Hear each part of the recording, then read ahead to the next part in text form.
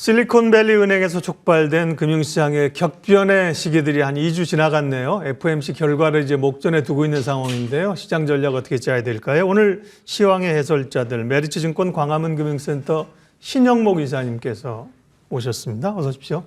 안녕하세요. 주제부터 보고 이야기하겠습니다. 오늘은 기대감 있는 쪽 가운데 하나가 반도체인데요. 바닥이 보이는 것 같은데 1분기 실적은 계속 적자가 크다고 하고 기회가 될까 이런 주제를 가지고요. 전반적인 시장 얘기부터 하겠습니다. FOMC 이제 결과를 우리는 이제 내일 새벽에 알게 될 텐데요.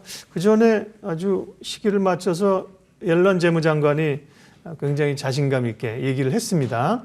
FOMC 결과에 미치는 영향, 이후의 시장 흐름 어떻게 보세요? 시장 상당히 큰 위기는 넘었기 때문에 당분간 좀 시장 상황은 좋을 것 같습니다. 다행히도 유럽과 미국이 이 정책 당국이 굉장히 적극적으로 이런 시장의 긍정적인 반응도 계속 하고 있고 시장 것도 이례적이에요. 시장이나 이제 정보의 속도가 빨라지는데 대응의 속도도 이번에 보면 굉장히 빨라요.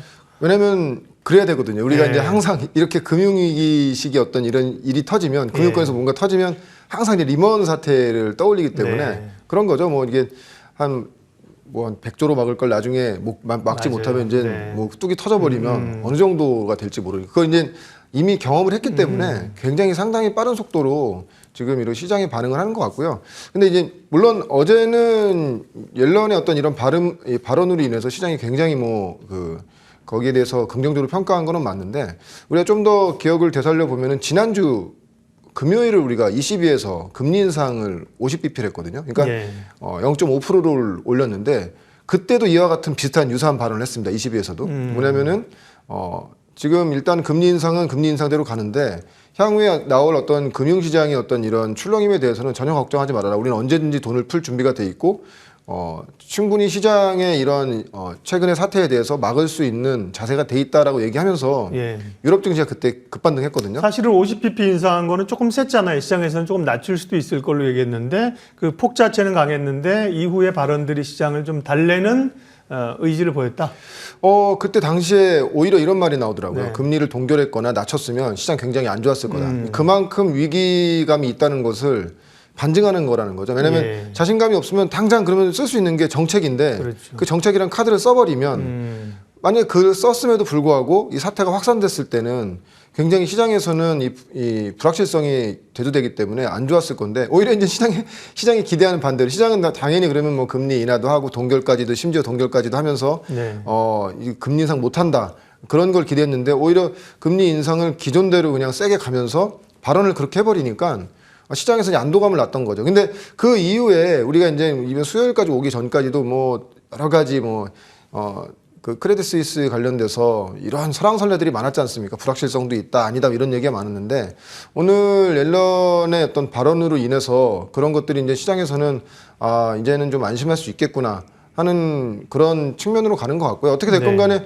유럽과 미국이 약속이나 한 듯이 이런 시장이 어떤 기대하고 있는 이 불안감을 제거할 수 있는 어떤 강한 발언을 하다 보니까 당분간 이렇게 되면은 이렇게까지 이런 거죠. 이제 시장에서 생각하는 게 이런 거죠. 아니 이렇게까지 얘기했는데 설마 못 맞겠어라는 거죠. 그리고 반대로 또 생각하면 만약에 또 이런 지금 어떤 은행권의 문제가 좀 더 확산된다고 하더라도 시장에서는 그래 그렇게 얘기해 줬기 때문에 막아주겠지 하는 어떤 기대감이 있는 거기 때문에요. 이렇게 되면은 좀 약간 불확실성의 어떤 이런 구간의 확산이라기보다는 여기서 어느 정도 봉합되면서 기존의 어떤 이 시장에 우리가 봤던 어떤 섹터라든지 산업을 여전히 좋은 시각으로 봐도 되는 그런 관점일 것 같습니다. 다만 25p를 올리더라도 이후에 사실은 원래 이번에 그 실리콘밸리 은행 사태가 없었으면 전도표가 더 위쪽으로 찍힐 걸로 우리가 봤잖아요. 맞습니다. 그런 그 연준 의원들의 코멘트나 이런 게 좀 불안한 게 지금 일말의 마지막 남은 게 그거거든요. 그런 우려도 세게 나오기는 좀 어렵다. 어쨌든 FOMC 지나고 시장은 약간은 단기적이던 안도렐리 쪽으로 갈 수 있다. 네, 어떻게 됐건 간에 게다가 이제 좀 이번 어떤 은행권 사태로 인해서 이제 금리 인상에는 한계가 있겠구나. 왜냐하면 계속 인플레이션이 잘 안 잡히면은 계속 발언을 어떻게 될 거예요? 발언을 세게 했는데 이제 그게 이제 어느 정도 보인다는 거죠. 그러다 보면 그 이후에는 조심스럽지만 QT 끝나고 다시 이제 또 또 시장에 또 유동성 장세가 올 수 있다는 기대감이 있다 보니 네. 이번 오늘 미국에 있던 옐런의 발언은 굉장히 좀 중요한 향후에 시장에 좀 어떤 해답을 좀 준 것이 아닌가 그렇게 생각합니다. 예, 섹터 얘기를 들어가겠습니다. 오늘은 이제 바닥론을 지나고 있는가 반도체 얘기를 할 건데 그 전에 요즘은 기승전 2차 전지입니다. 2차 전지 얘기를 오르던 떨어지던 변동성이 있던 안 할 수가 없어서요. 상당히 큰 변동성을 주면서 또 심리가 좋아지니까 또 오늘 다시 오르잖아요. 대표적인 게 이제 뭐 에코프로 그룹주이고 반도체 얘기 하기 전에 2차 전지에 대한 시각부터 짧게 좀 주시고 반도체 가시죠.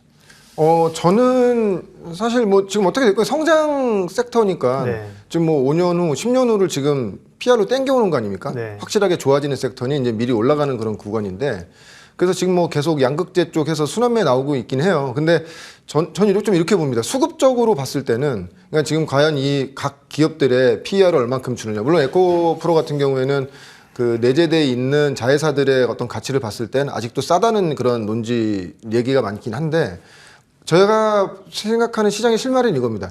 지난주에 굉장히 수급적으로 우리가 눈에 띌 만한 일이 있었거든요. 네. 별로 관심들을 안 가지셨는데 네. 금요일에 22에서 그렇게 50bp 올리고 이제 시장에 대한 어떤 긍정적인 발언을 하면서 그 당시 금요일 날 어떤 현상이 있었냐면은 하이닉스가 장중에 7%까지 올랐거든요. 네.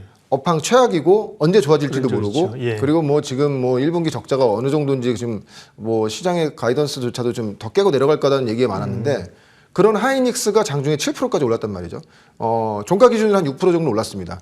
그날 어떤 현상이 있었냐면은 에코프로 BM이 한 7%에서 8% 정도 조정받고 그동안에 많이 올랐던 2차 전지주들이 10% 이상을 조정받았어요. 네. 아마 차트 보시면 다 아실 겁니다. 지난주 금요일에 어떤 흐름이었는지 보시면 아실 거예요. 그러니까 이게 뭐냐면 시장이 이렇게 안정화가 되면은 그동안에는 안정성의 어떤 경기 침체에 대한 불안감이라든지 불안정성이 있기 때문에 네. 확실한 성장 섹터에 시장이 베팅을 했다고 하면은 시장이 이렇게 안정화로 가게 되면은 올라갔던 종목들보다는 더 밑에서 이제 어떤 경기 회복에 대한 기대감이 있는 종목들로 시장의 예. 수급이 옮겨간다는 거죠. 그러니까 워낙 2차 전지는 지금 많이 올랐기 때문에 뭐 여기서 뭐 무슨 지금 팔아야 된다 말아야 된다 이런 네, 이런 말씀을 드리기보다도 시장에 이런 식의 반응이 나오면 우리나라는 보면 항상 보면 이게 수급이 좀 양극화돼 있잖아요. 한쪽이 센 쪽에 갔다가 다른 또 새로운 투자 섹터가 생기면 또 이쪽으로 옮겨가는 그런 흐름들이 있기 때문에 그런 흐름을 봤을 때는 지금은 2차 전지 섹터를 물론 이제 산업으로 뭐 25년, 30년까지 가실 분들은 쭉 가셔도 되지만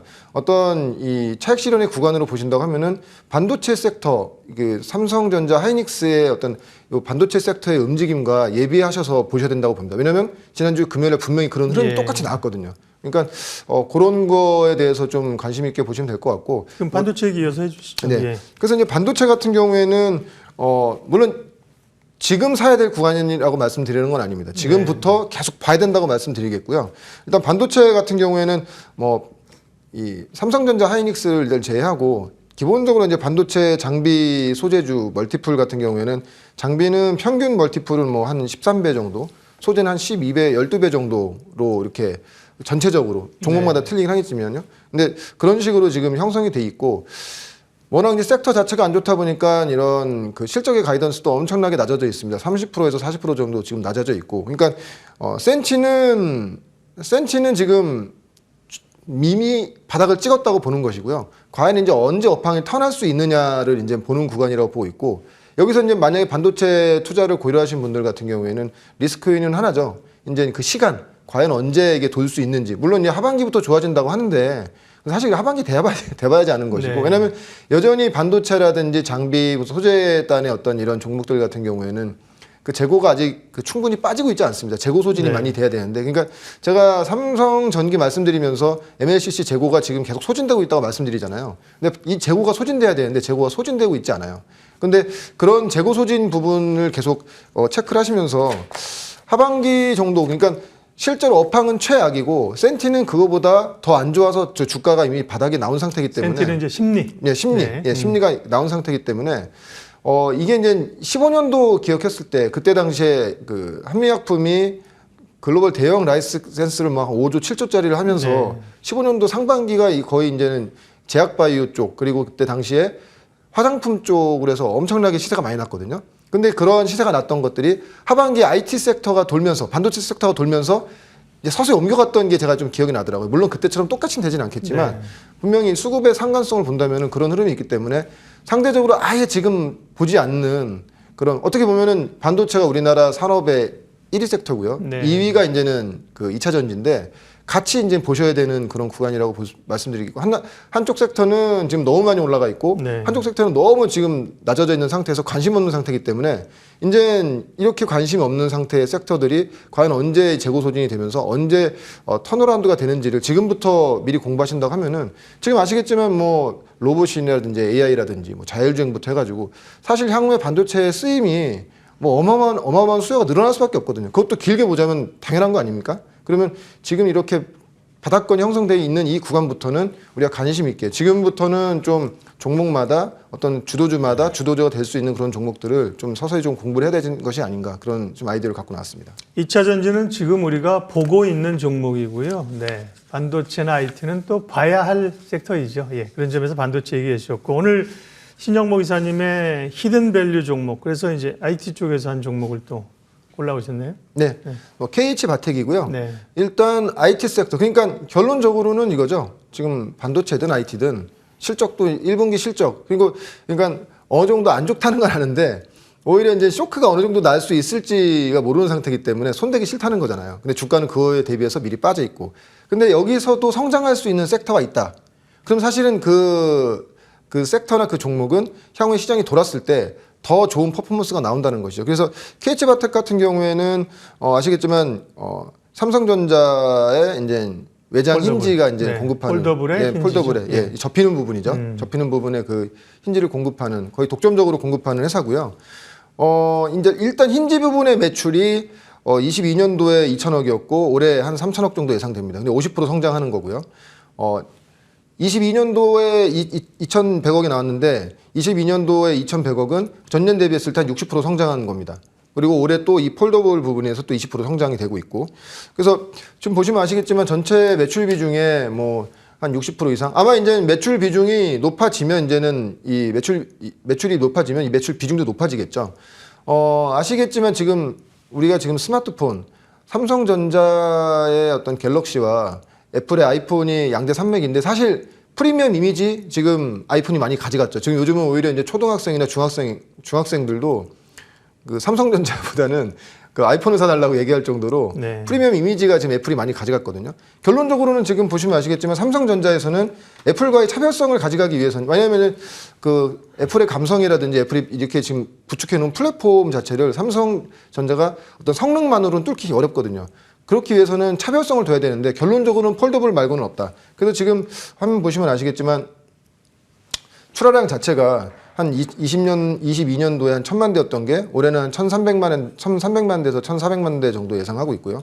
내년에는 이제 1,600만 대, 1,800만 대 정도 이런 예상을 하고 있고, 이 폴더블 기존에 나왔던 폴더블 아마 근데 폴더블 폰 주변에 많이 보셨을 거예요. 근데 다들 아시겠지만 사용감 어때 하면 되게 만족해하면서 쓰고 있다고 하는데 그 이렇게 열면 보시면 아시겠지만 이렇게 줄무늬가 가 있거든요. 네. 많이 접히다 보니까. 네, 네. 근데 이후에 나올 폴더블은 어떤 폴더블이냐면은 물방울 힌지라고 해서 그 접히는 부분을 지금 직각으로 접히는데 마지막 그 접히는 부분을 물방울 모양으로 이게 한번 곡선을 주는 거죠. 네. 접다 보면 이제 거기에 이제 접히는 부분이 약간 물방울 모양처럼 형성이 됩니다. 그래서 물방울 힌지라고 하는데 네. 그렇게 되면은 오히려 폈을 때 굴곡이 없다. 맞습니다. 그렇게 되면 점점 우리가 생각하는 완벽한 형태 폴더블로 네. 가는 것이고 근데 중요한 것은 뭐냐면 아무래도 이게 접히는 부분이 곡선이 더 많다 보니까 이게 단가가 올라간다는 것이죠. 예. 그럼 당연히 그 KH바텍은 그 단가 인상에 대한 효과가 더 클 것이고요. 그리고 거기에 Q도 성장하지 않습니까?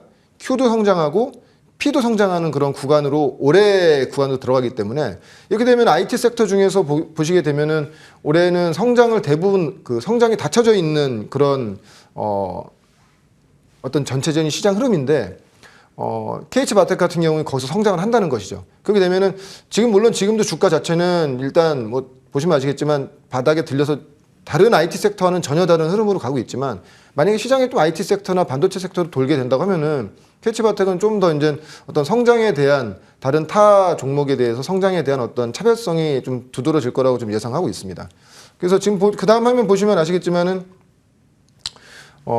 이 폴더블 출하량 자체가 지금 늘어나고 있고요. 글로벌리하게도 아무래도 뭐 지금 중국 업체도 마찬가지입니다.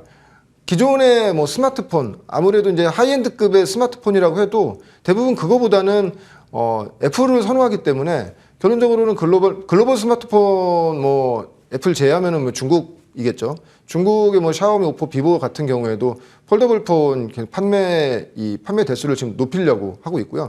특히 삼성이 어떻게 됐건 간에 이 접는 부분에 대해서는 그 애플이나 중국의 경쟁 업체들보다도 훨씬 더 어떤 경쟁 우위에 있기 때문에 그 최근에 뉴스 보시면 아실 거예요.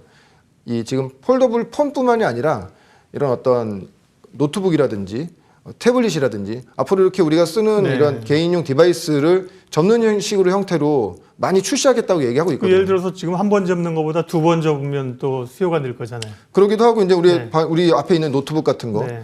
태블릿 같은 것도 이제 접는 거죠. 근데 어떻게 됐건 간에 지금 쓰고 있는 분들의 어떤 사용감에 대해서 말씀드리면은 상당히 만족도 높으시더라고요. 컴팩트하게 들고 다닐 수 있어서. 그렇게 되면은 앞으로 지금은 당장은 어떤 스마트폰, 폴더블 폰의 성장성을 가져가지만 그 이후에 어떤 산업의 확장성을 본다고 하면은 가장 중요한 거는 이 힌지 부분, 접힌 부분이 핵심적인 기술이기 때문에 그럼 KH바텍은 좀 더 중장기적으로 보셔도 좋을 그런 흐름이 나올 것으로 예상하고 있습니다. 시가 총액은 4,100억 원 수준인데요. 주가 좀 전략 주십시오. 네, 일단 지금 주가 자체는 아마 이제 본격적으로 이제 폴더블 폰, 차세대 폴더블 폰, 물방울 폴더블 폰이 나오는 그런 구간부터는 모멘텀 구간이 더 강할 거라고 보고 있고요. 목표가는 일단 22,000원, 손절가는 15,000원 정도 잡고 매매하시면 중하반기까지도 상당히 좋은 흐름이 나올 것으로 예상하고 있습니다. 예, 오늘 시황의 해설자들 FOMC를 앞둔 상황에서 시장 방향성, 대체적으로 단기적으로 방향성을 긍정적으로 좋게 해석을 하셨고요. 관심 가질 기업으로는 KH바텍을 말씀하셨습니다. 메리츠증권 광화문 금융센터 신영목 이사님 함께했습니다. 고맙습니다. 고맙습니다.